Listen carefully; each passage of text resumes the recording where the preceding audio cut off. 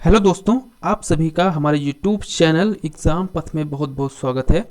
और हम लोग भारतीय इतिहास इंडियन ज्योग्राफी में हम लोग जो भारत का भौगोलिक विस्तार था उसके विषय में हम लोग डिस्कस कर रहे थे। और उससे पहले हम लोगों ने काफ़ी बातें हम लोगों ने देखी, जो भारत की सीमाएं थीं, उसके अलावा जो अन्य चीज़ें थीं, तो उन सभी को हमने यहाँ पे डिस्कस किया हुआ है।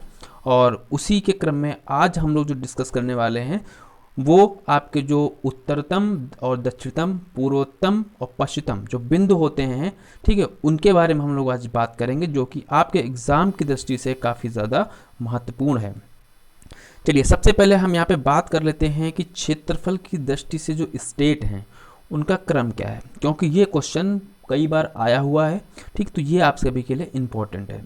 तो क्षेत्रफल की दृष्टि से जो क्रम है, तो सबसे नंबर 1 पे राजस्थान है, अर्थात राजस्थान का जो क्षेत्रफल है वो भारत में सबसे ज़्यादा है। राजस्थान के बाद मध्य प्रदेश का स्थान है, फिर उसके बाद महाराष्ट्र, और उसके बाद आता है उत्तर प्रदेश। अर्थात उत्तर प्रदेश का जो रैंक है वो कौन सा है, वो चौथा रैंक है क्षेत्रफल की दृष्टि से। आगे हम लोग बात करेंगे जो इनके जो बिंदु हैं, ठीक है, दक्षिणतम बिंदु कौन सा, उत्तरतम। सबसे पहले पूर्वोत्तम बिंदु की बात करते हैं। तो जो भारत का पूर्वोत्तम अर्थात सबसे पूर्वी छोर वो है, वो कौन सा है, वो आपका है किबुथु। ठीक है, नाम ध्यान रखना है, किबुथु है, और ये पड़ता है अरुणाचल प्रदेश में, और ये पूर्वोत्तम बिंदु है। इसी प्रकार जो भारत का पश्चिमोत्तम बिंदु है वो है गौरमाता, जो कि गुजरात में स्थित है। ठीक है, और ये पश्चिमी छोर है, भारत का सबसे पश्चिमी छोर है। उसके बाद जो उत्तरतम बिंदु अर्थात जो सबसे उत्तरी छोर है वो इंदिरा कौल कहलाता है, और ये इंदिरा कौल जो कहाँ पे स्थित है, ये जम्मू कश्मीर में स्थित है। ठीक है, ये बात आपको ध्यान रखनी है।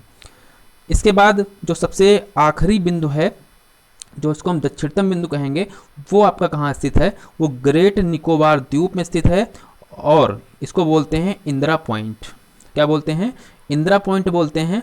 और इसको एक और नाम से जाना जाता है, उसका क्या नाम है, पिगमेलियन पॉइंट। ठीक, ये दो नाम हैं। ठीक है, इंदिरा पॉइंट और पिगमेलियन पॉइंट। ठीक, ये ग्रेट निकोबार द्वीप में स्थित है। इस तरीके से हम लोगों ने क्या पढ़ लिया, जो इनके जो छोर थे। ठीक, और यहाँ से क्वेश्चंस जो हैं काफ़ी ज़्यादा पूछे जाते हैं। अगर हम चैनल की बात कर लें, तो जो हमारा इंदिरा पॉइंट है, ठीक, या कह सकते हैं जो ग्रेट निकोबार द्वीप है, ये इंडोनेशिया के साथ क्या होता है, ग्रेट चैनल के साथ क्या होता है, अलग होता है। ठीक, अर्थात पूछे कि ग्रेट चैनल जो है किसके बीच में स्थित है, तो आप ये कह सकते हैं या इंदिरा पॉइंट, ठीक है, या फिर इंडोनेशिया के बीच में है, या आप कह सकते हैं ग्रेट निकोबार द्वीप और इंडोनेशिया के बीच में ग्रेट चैनल जो है वो स्थित है। ये आप देख सकते हैं, चैनल यहाँ पे दिख रहा है। ठीक है, इस तरीके से ये चीज़ यहाँ पे हो गई। हाँ, एक चीज़ और आपको समझनी है यहाँ पे कि जो मरकत द्वीप, ये भी क्वेश्चन बहुत बार पूछा गया है कि मरकत द्वीप किसे कहते हैं। तो मरकत द्वीप जो है वो अंडमान निकोबार द्वीप समूह को है, उसको मरकत द्वीप के नाम से भी जाना जाता है, और ये क्वेश्चन जो है वो पूछा जा चुका है। चलिए आगे बढ़ते हैं। यहाँ पे एड्रोन द्वीप, क्या नाम है, एड्रोन द्वीप। तो ये क्वेश्चन आता है कि एड्रोन द्वीप कहाँ पर स्थित है। तो जो एड्रोन द्वीप है ये कहाँ पर स्थित है, ये आपका अरब सागर में स्थित है। कहाँ पे स्थित है, ये अरब सागर में स्थित है। साथ ही यहाँ पे आप देख सकते हैं, यहाँ पे ये भारत की सीमा है, और यहाँ पे ये क्या है, श्रीलंका है। ठीक है, तो इनके बीच में क्या है, इसका जो उत्तरी छोर है, ठीक, उसको हम जानते हैं पाक स्ट्रेट के नाम से।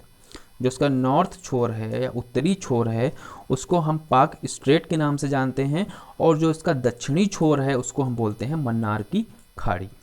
ठीक है, और यहीं पे क्या स्थित है, राम सेतु स्थित है, जो कि कहाँ प्रारंभ कहाँ से होता है, वो प्रारंभ होता है धनुष कोटि से। कहाँ से प्रारंभ होता है, राम सेतु, ये धनुष कोटि से प्रारंभ होता है। और ये क्वेश्चन एग्जैक्ट ऐसा ही पूछा जा चुका है कि जो राम सेतु है वो कहाँ से प्रारंभ होता है, इसलिए ये आपके लिए बहुत ज़्यादा इंपॉर्टेंट हो जाता है। ठीक है, तो ये चीज़ें हम लोग यहाँ पे डिस्कस कर ली हैं। आगे हम लोग बात एक चीज़ और करेंगे, व्हीलर द्वीप। ठीक है, क्या नाम है, व्हीलर द्वीप की हम लोग बात करेंगे। और ये व्हीलर द्वीप स्थित कहाँ पे है, ठीक है, ये व्हीलर द्वीप कहाँ पे स्थित है, यहाँ पे आप देख सकते हैं, ये एरिया जो है ये व्हीलर द्वीप का है। ये देखिए यहाँ पे मैंने यहाँ पे बना दिया है, डॉट से दिख रहा होगा आपको ये। ठीक, ये व्हीलर द्वीप है, और ये ब्राह्मणी नदी पर स्थित है। कहाँ पे, ब्राह्मणी नदी पर स्थित है। साथ में ही क्या है कि व्हीलर द्वीप को क्या बोलते हैं, मिसाइल प्रक्षेपण, अर्थात जो मिसाइल भारत जो प्रक्षेपित करता है वो कहाँ से करता है, वुलर द्वीप से प्रक्षेपित करता है। ठीक है, इसके साथ ही श्रीहरिकोटा जो कि इसरो को लॉन्च पैड है। ठीक है, यहाँ से रॉकेट लॉन्च किए जाते हैं। ठीक है, और श्रीहरिकोटा जो कि आपके एग्ज़ाम के लिए बहुत ज़्यादा इंपॉर्टेंट है क्योंकि ये इसरो का क्या है, ये एक लॉन्चिंग पैड है। ठीक है, तो इस तरीके से चीज़ आप समझ गए। अब हम लोग आगे देखते हैं। ठीक है, इसके बाद हम लोग यहाँ पे आपको 2 द्वीप दिख रहे होंगे। ठीक, ये आपकी हुगली नदी है, ये देखिए यहाँ पे ये हुगली नदी होके आई है और हुगली नदी के किनारे 2 द्वीप स्थित हैं जो कि आपके लिए मोस्ट इंपॉर्टेंट है। तो हुगली नदी के किनारे कौन कौन से, एक तो आपका गंगा सागर स्थित है और एक तो न्यू मोर द्वीप स्थित है। अर्थात हुगली नदी किनारे 2 द्वीप स्थित हैं, गंगा सागर और न्यू मोर। ये दोनों आपको ध्यान रखने हैं और ये इंपॉर्टेंट है। ठीक है, आगे बढ़ते हैं। सबसे पहले ये चीज़ यहाँ पे हमको समझनी होगी, अंडमान निकोबार की हमने यहाँ पे डिस्कस किया हुआ है। तो अंडमान निकोबार के बारे में क्या क्या है ये आप लोग देखिए यहाँ पे। तो सबसे पहले आपको ये वाला हिस्सा दिख रहा होगा। ठीक है, तो ये क्या है, ये उत्तरी अंडमान कहलाता है। ठीक है, और इसकी सबसे ऊंची चोटी का नाम क्या है, सैडल पीक। ठीक है, उत्तरी अंडमान जो है उसकी सबसे ऊंची चोटी का नाम जो है वो सैडल पीक है। इसके बाद ये वाला आपको रीजन दिख रहा होगा यहाँ पे, तो ये क्या है, ये मध्य अंडमान पड़ता है। इसके बाद ये आपका पड़ जाता है दक्षिण अंडमान। और यहाँ पे आप देख सकते हैं ये जो पार्ट है सबसे लास्ट वाला यहाँ पे, ये है लिटिल अंडमान। और ये इसके नीचे वाला जो है वो कार निकोबार है, सॉरी हाँ कॉर निकोबार है। और जो नीचे एक और पार्ट है दिख रहा है ये आपका ग्रेट निकोबार है। समझ गए आप लोग। इसके अलावा यहाँ पे मध्य अंडमान पे यहाँ पे देखिए दिख रहा होगा एक नारकोंडम। ठीक है, ज्वालामुखी। ठीक है, और ये है क्या, बैरन द्वीप। और आपको पता होना चाहिए जो बैरन द्वीप है तो वहाँ पे बैरन ज्वालामुखी जो एक सक्रिय ज्वालामुखी है भारत में। ठीक है, क्या नाम उसका है, बैरन। तो यहाँ पे बैरन द्वीप स्थित है, यहीं पर बैरन जो है ज्वालामुखी भी स्थित है जो भारत का एकमात्र सक्रिय ज्वालामुखी है। अब आपसे पूछ लेता है कि 10 डिग्री चैनल क्या है। क्या पूछता है कि 10 डिग्री चैनल क्या है, तो आपको ध्यान रखना है जो 10 डिग्री चैनल है वो किससे किसके बीच में है, तो वो लिटिल अंडमान और कार निकोबार के बीच में क्या है, ये 10 डिग्री चैनल स्थित है। ठीक है, तो ये तो हो गया अंडमान निकोबार के विषय में। ठीक है, यहीं ज़्यादातर यही 10 डिग्री चैनल पूछ सकता है, या तो फिर उत्तरी अंडमान की सबसे ऊंची चोटी सैडल पीक पूछ लेता है, और सब सक्रिय ज्वालामुखी जो है बैरन पूछ लेता है। और भारत में 2 ही ज्वालामुखी, एक नारकोंडम है और बैरम है। ठीक है, तो ये सब क्वेश्चन यहाँ से बनते हैं, बाकी यहाँ पे कोई विशेष क्वेश्चन यहाँ से नहीं आएगा। इसके बाद कोको, ये देख लिया आप लोग, एक कोको द्वीप है। ठीक है, तो ये किसके अधिकार में आता है, ये म्यांमार के अधिकार में आता है। ठीक है, और एक कोको चैनल से अलग होता है। ठीक है, जो ये आप देख सकते हैं अंडमान निकोबार इस क्षेत्र में है, तो ये यहाँ से जो अलग होता है वो किससे अलग होता है, वो कोको चैनल के द्वारा अलग होता है। और इस पर जो अधिकार है वो किसका है, म्यांमार देश का है। ठीक है, ये आपको ध्यान रखना है। इसके बाद यहाँ पे देखिए आप लोग एक चीज़ दिख रही होगी ये, तो यहाँ पे क्या है, राम सेतु की बात कर रहे हैं। ठीक है, राम सेतु कहाँ से प्रारंभ होता है, ये धनुषकोटी से प्रारंभ होता है। ठीक है, ये भी पूछा जाता है कि राम सेतु कहाँ से प्रारंभ होता है, तो आपको धनुषकोटी याद रखना है। ठीक है, और ये भारत और श्रीलंका के बीच में स्थित है। भारत श्रीलंका के बीच में कौन सी स्ट्रेट है पूछता है, तो ये कौन सी बताएंगे, पाग स्ट्रेट है, जो कि इसके उत्तरी छोर पर स्थित है या उत्तर की ओर स्थित है, उसको पाग स्ट्रेट। और उसके नीचे आएंगे अगर हम यहाँ पर नीचे की बात करेंगे तो इसका दक्षिण जो क्षेत्र वाला एरिया है तो वो क्या होता है, वो कहलाता है मन्नार की खाड़ी। ठीक है, और यहीं पर क्या है, पंबन द्वीप भी स्थित है। ठीक है, क्या स्थित है, यहीं पर जो है एक पंबन द्वीप भी स्थित है। तो ये चीज़ें हो गई। इसके बाद यहाँ पे आपको लगातार दिखेंगे, एक है यहाँ पे लक्षद्वीप, फिर है मिनिकॉय, उसके बाद है मालदीव। ये भी पूछा जाता है। तो मिनिकॉय और मालदीव जो है वो एक दूसरे से किससे अलग होते हैं, क्या कह सकते हैं इनके बीच में कौन सा चैनल है, तो ये 8 डिग्री चैनल है। कितना है, ये 8 डिग्री चैनल पड़ता है मिनिकॉय और मालदीव के बीच में। 9 डिग्री चैनल की बात करें तो 9 डिग्री चैनल जो है वो लक्षद्वीप और मिनिकॉय के बीच में स्थित है। ठीक है, तो ये चीज़ें थी जो आप कभी के लिए इंपॉर्टेंट हैं। चलिए आगे हम लोग आ जाते हैं।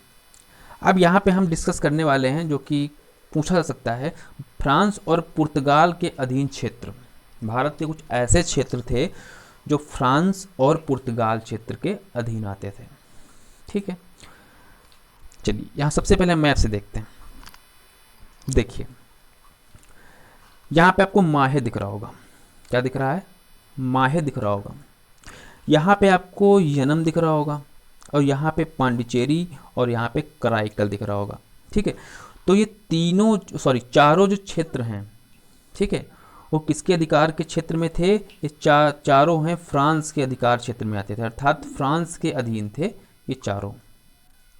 ठीक है, साथ ही आपको ये भी ध्यान रखना है कि ये चारों जो क्षेत्र थे वो किसके अंतर्गत थे? ये पांडिचेरी के अंतर्गत थे। किसके? ये पांडिचेरी के अंतर्गत आते थे, देख सकते हैं आप लोग। ठीक है, चारों पांडिचेरी के अंतर्गत आते थे। ठीक है, इसके बाद अगर हम पुर्तगाल की बात कर लें, पुर्तगाल में क्या क्या था, तो देखिए दमन और दीव ये दोनों पुर्तगाल के उपनिवेश थे। ऐसे ही दादर नगर हवेली ये भी क्या थे? ये भी पुर्तगाल के उपनिवेश थे, और इसी के साथ गोवा भी जो था वो पुर्तगाल का उपनिवेश था। ठीक, तो फ्रांस और पुर्तगाल के जो उपनिवेश थे, हम आशा करते हैं आपको समझ में आ गए होंगे। ठीक है, इसके साथ ही यहाँ पे एक बात ये समझनी है कि 19 दिसंबर 1961 की बात है कि गोवा, दमन और दीव को क्या बना दिया गया? यूटी बना दिया था, या केंद्र शासित प्रदेश जो है इनको बना दिया गया था। लेकिन बात यह है कि गोवा ने क्या कहा कि वो महाराष्ट्र में नहीं मिलेगा। ठीक है, महाराष्ट्र में मिलने से उसने इनकार कर दिया कि मुझे महाराष्ट्र में नहीं जाना है। तो इसके चलते एक गतिरोध उत्पन्न हुआ। तो इसके बाद क्या हुआ कि 56वां जो था वो संविधान संशोधन 1987 किया गया, जिसके तहत क्या हुआ, जो गोवा था वो भारत का 25वां स्वतंत्र राज्य बन पाया। ठीक है, तो ये तो एक था उपनिवेश थे। ठीक है, पूछ सकता है कि हाँ इसमें से कौन सा पुर्तगाल का उपनिवेश नहीं है, फ्रांस का उपनिवेश, तो इस तरीके से क्वेश्चन बनते हैं। ठीक है, तो ये आप ध्यान रखेंगे तो कोई दिक्कत नहीं होगी। फिर एक नाम सुना होगा पेप्सू का। पेप्सू क्या था? तो इसका फुल फॉर्म याद कर लीजिए, Patiala and east Punjab states union. क्या है? Patiala and east Punjab states union.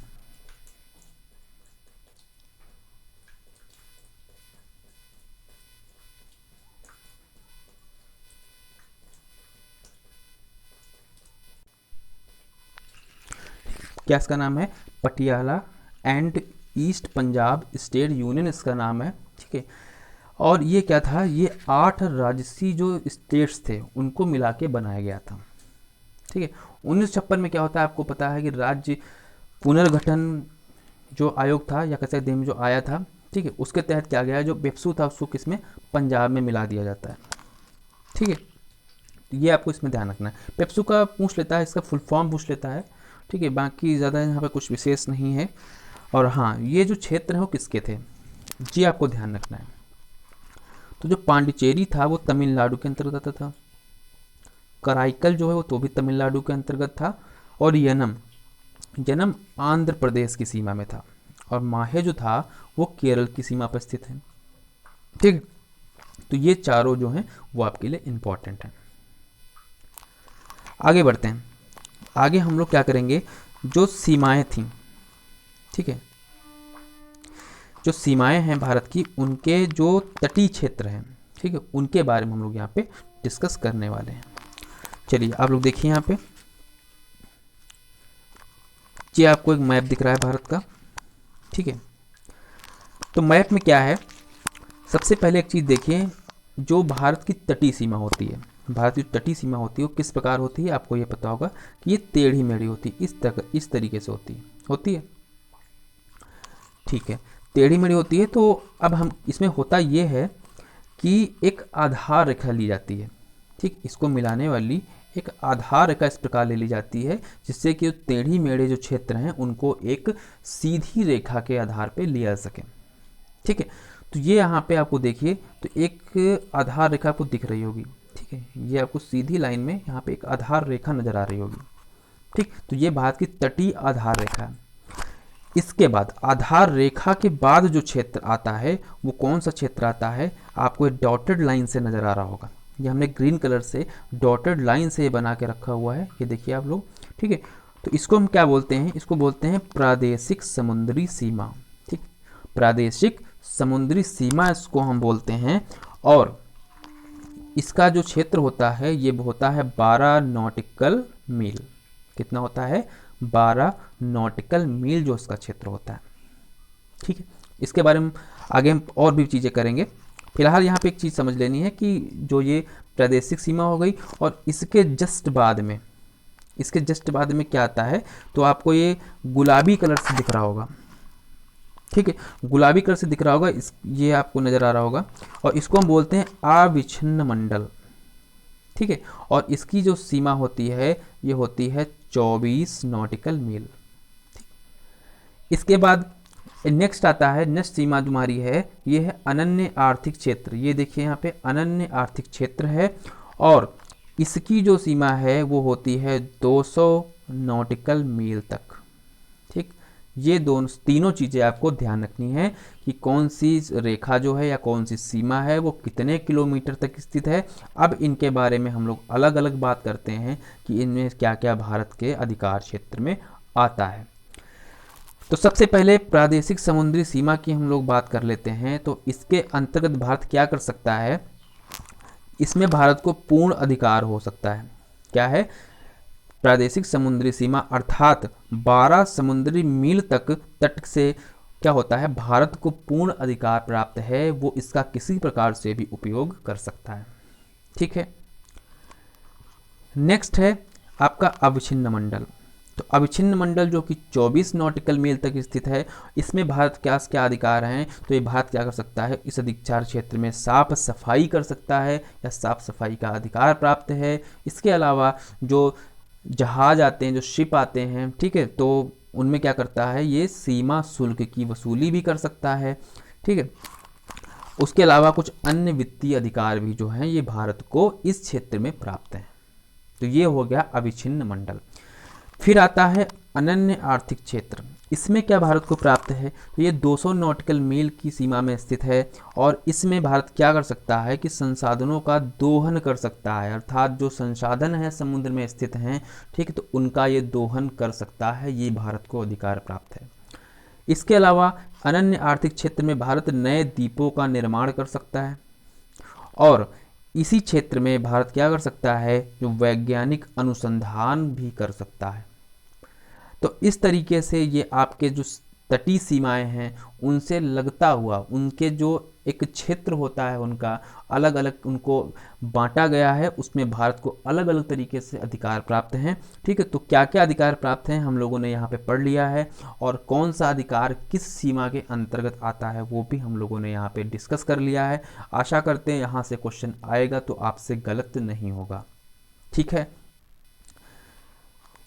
ये हो गया। और हाँ, एक चीज़ और ध्यान रखनी है, अनक्लोज लॉ एक है, ठीक है, वो 1982 में आता है, और ये समुद्री कानून है, ठीक। एक प्रकार से ये समुद्री कानून है, समुद्र में होने वाली गतिविधियों को कंट्रोल करता है, ठीक, उस पर निगरानी रखता है, ठीक है। तो ये अनक्लोज लॉ 1982 आपको ध्यान रखना है, ये क्वेश्चन पूछा जा चुका है। चलिए आगे हम लोग बात कर लेते हैं, ये इंपॉर्टेंट है, हिंद महासागर जो है, ठीक है, तो उसमें कुछ द्वीप हैं, उनके बारे में हम लोग यहाँ पे बात करेंगे। इसके पहले हम लोग क्या कर लेते हैं, कुछ पड़ोसी देश हैं तो उनकी राजधानी हम लोग पढ़ लेते हैं। तो हमारे पड़ोसी देश कौन कौन से हैं, जैसे इस्लामाबाद है, राजधानी किसकी, पाकिस्तान की। पाकिस्तान की राजधानी क्या है, इस्लामाबाद है। अफ़गानिस्तान की राजधानी काबुल होती है। चीन की राजधानी बीजिंग है। भूटान की राजधानी थिम्पू है, और नेपाल की राजधानी काठमांडू। साथ में ही बांग्लादेश की राजधानी ढाका है, और म्यांमार की राजधानी क्या है, नैविदा, ठीक है, नापिता भी बोलते हैं, आप जैसे ही बोलिए, ठीक है, आपको याद होना चाहिए। ये हमारे कुछ पड़ोसी देश थे, और इनकी राजधानी जो हमारे लिए इम्पोर्टेंट है। अब हम लोग बात करेंगे जो भारत के हिंद महासागर में विभिन्न प्रकार के द्वीप स्थित हैं उनके बारे में। तो इधर तो आपका पश्चिम में अरब सागर है, इधर बंगाल की खाड़ी है, और दक्षिण में होता है हिंद महासागर, ठीक है। तो हिंद महासागर में स्थित जो द्वीप हैं वो हमारे लिए बहुत इंपॉर्टेंट हैं। कोई द्वीप पूछ देगा आपसे कि बताइए किस सागर में स्थित है, किस महासागर में स्थित है, तो कौन कौन से देखिए, सबसे पहले मालदीव, ये कहाँ पे स्थित है, हिंद महासागर में। फिर है सेशेल्स, फिर है एजम्पन द्वीप, क्या है, एजम्पशन जो द्वीप है ये भी हिंद महासागर में है। फिर है एगालिगा, ये भी हिंद महासागर में है। डियागो गार्सिया, ये सबसे ज़्यादा इंपॉर्टेंट, ये पूछा जा चुका है। चागोस द्वीप, ये भी इंपॉर्टेंट है, ये भी हिंद महासागर में है। मॉरिशस भी हिंद महासागर में है। मेडागास्कर भी हिंद महासागर में है। ये सभी क्या हैं, हिंद महासागर के अंतर्गत आने वाले द्वीप हैं। जहाँ हमको डिटेल में नहीं पढ़ना है, हमको इतना जानना है कि कौन कौन से द्वीप जो हैं वो हिंद महासागर की सीमा में आते हैं और किस कौन से थे। इसके अलावा अल दाबरा भी क्या है, हिंद महासागर का एक द्वीप है। फरकाहार, ये भी हिंद महासागर में है। डेस चोरस, ये भी क्या है, हिंद महासागर में। तो ये सारे द्वीप जो हमने आपको बताए ये सभी हिंद महासागर में स्थित हैं, ठीक है। और ये एग्ज़ाम में आपके लिए बहुत इंपॉर्टेंट हो जाते हैं। तो आप लोगों को क्या करना है, इनके नोट्स बना के रखना है अच्छे से, ठीक है। हाँ, ये जो आपको देख रहा है अंटार्कटिका यहाँ पे देख रहा है, जो हम हिंद महासागर की हम लोग आगे बात करेंगे डिटेल में, ठीक है। उसकी राजनीति है उसके बारे में हम लोग बात करेंगे, तो हमको आपको बताएंगे, ठीक है। जो हिंद महासागर है वो अंटार्कटिका जो महाद्वीप है यहाँ तक विस्तृत है, ठीक। कहा जाता है कि इसी से एक परत जो थी हिम की वो टूटकर हिंद महासागर बन जाता है, ठीक। तो वो हम आगे जब हिंद महासागर की राजनीति के विषय में बात करेंगे तो उसके विषय में बात आएगी। फिलहाल यहाँ के लिए इतना ही रहेगा, ठीक है। ये हमने आपको जो इंपॉर्टेंट चीज़ थी सारी हमने आपको क्लियर करा देते हैं, और आगे हम लोग बात और भी करेंगे। हिंद महासागर के बाद कच्छ रण विवाद है, उसके बाद चैप्टर आपका ख़त्म हो जाएगा, ठीक है। तो अगर वीडियो पसंद आया तो आप सब्सक्राइब कर लीजिए, और चैनल पर नए हैं तब भी सब्सक्राइब कर लीजिए, और अपने फ्रेंड्स को वीडियो भेजते रहिए। और मिलते हैं नेक्स्ट वीडियो में। आज के लिए इतना ही, और आगे हम लोग और भी जो क्लासेज हैं वो भी करते रहेंगे। तब तक के लिए धन्यवाद। जय हिंद।